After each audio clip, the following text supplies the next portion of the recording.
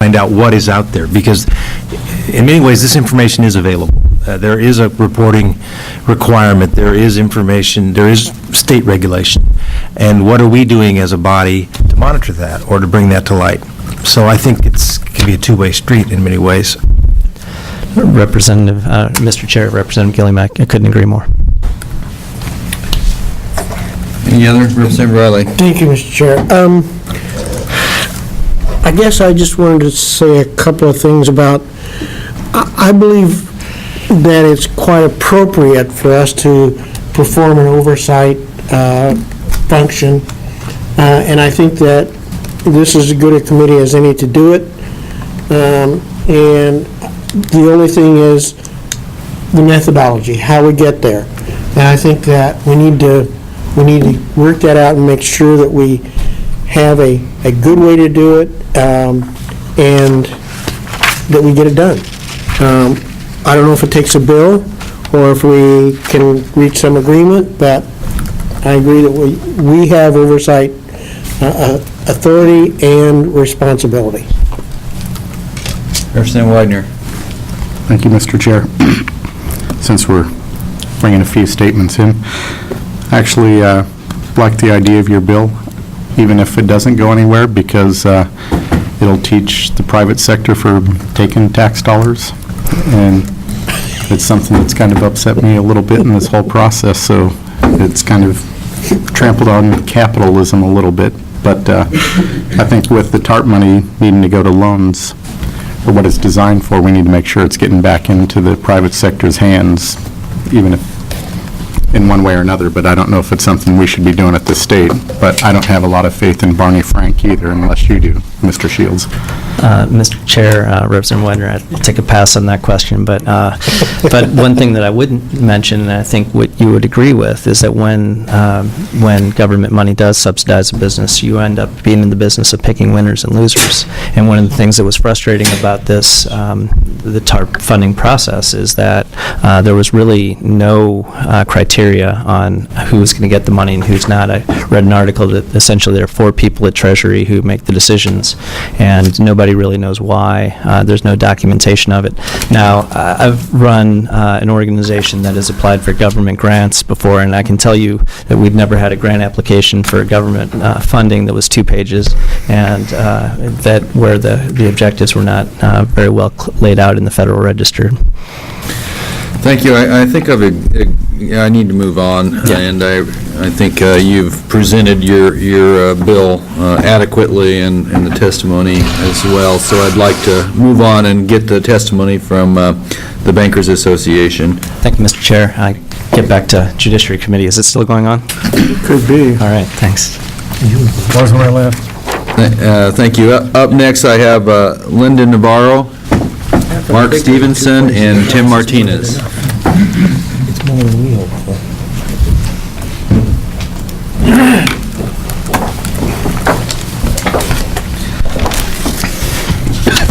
Good evening, and welcome to the House Committee on Consumer Protection, and you're lucky to catch us in an evening time slot. Well, and we thank you for that, Mr. Chairman. Members of the committee, Tim Martinez here on behalf of the Oregon Bankers Association. I'll be brief. Linda Navarro and Mr. Stevenson are going to provide the bulk of the testimony, but as I was reading Representative Shields' remarks, I did want to make a couple of my own, since I have been the one that has been talking to him. We have agreed, and I think others on this committee have said it very well, that you do have oversight ability. You certainly can. Many of you have held gavels, do hold gavels now. But for the freshmen, I would tell you that it is not uncommon for a committee chair, as they put together their interim work plan, to look at specific issues. And what we have told the sponsor of the bill that we have no problem with that. We're all for transparency, as I think Linda and others will tell you, is, the federal government is still feeling their way through this. And one thing that they just announced last month is that this information will be released not only in the aggregate, but also on individual bank-by-bank basis. So that is, I think, Representative Gilling was talking about that. That information is already there, and we're happy to provide that to any committee that wants it or any member that individually wants that. But when the sponsor talks about rejecting it, we've agreed, fine, if you think, and Chair Hovey or whoever has the gavel in the interim believes that there ought to be 2 hearings on that, we'll be here and testifying on that and providing the information that you've requested.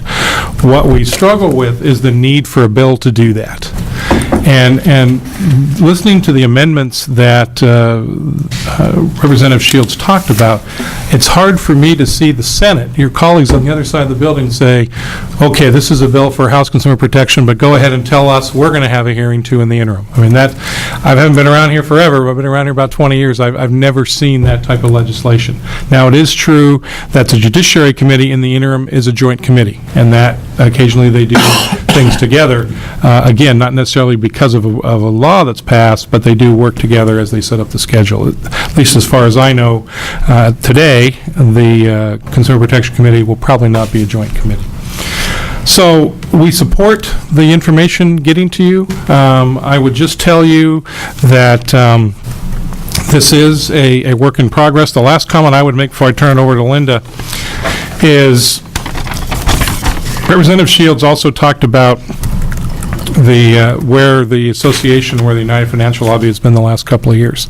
The last couple of years, this body has been focused primarily on subprime lending. We are not in the situation in Oregon where we've had the 2 bank failures, which is sad. We're not in that situation in Oregon because of subprime lending in Oregon. We're in that situation because of what's happened at the national level. The community banks in Oregon are by and large in sound financial shape and did not make the subprime loans that we were addressing 2 years ago. So with that, I'll be quiet, be happy to take any questions, and I know Linda has some prepared testimony. Representative Riley? Thank you. I agree with a lot of what you said, Tim, but we could at any time in the interim, of course, have a joint committee by agreement of the chairs. Is that? Mr. Chair, Representative Riley, of course, absolutely. Welcome.